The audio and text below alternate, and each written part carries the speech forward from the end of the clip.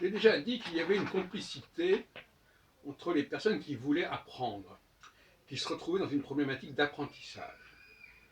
Apprentissage, ça veut dire aller au conservatoire, apprendre un certain nombre de techniques, avoir les mêmes professeurs, jouer à être ce qu'on veut être, ce qu'on veut devenir.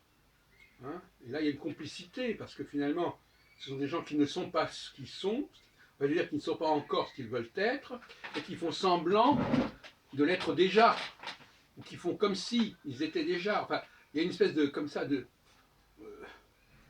complicité plus ou moins sournoise, plus ou moins saine, qui crée des liens entre les gens. Et donc, ça explique que toutes les personnes qui sont plus ou moins dominées se retrouvent dans une sorte de complicité pour subvertir ceux qui les dominent,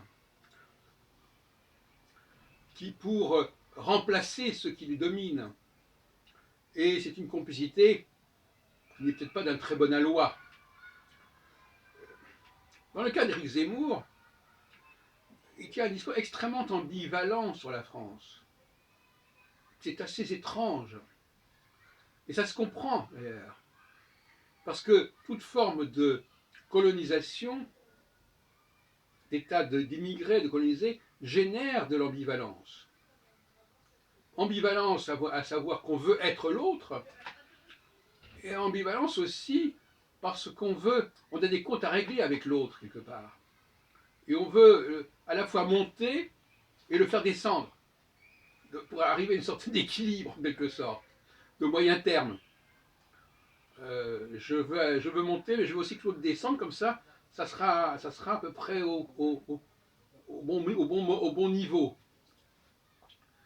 Et je perçois ça chez Zemmour parce que, à la fois, il parle de la grandeur de la France, mais en même temps, il laisse entendre que cette grandeur est passée, et même dépassée.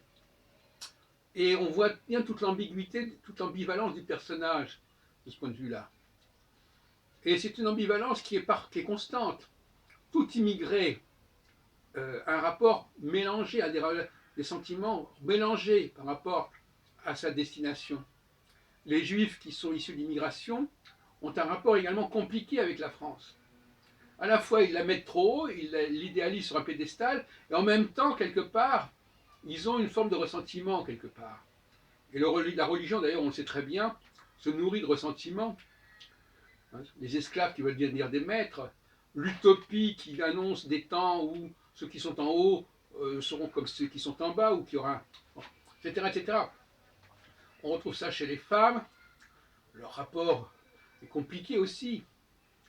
Elles veulent être les hommes, et en même temps, elles veulent quelque part dénigrer les hommes. Donc c'est pas clair, c'est pas clair. C'est un message qui n'est jamais très clair.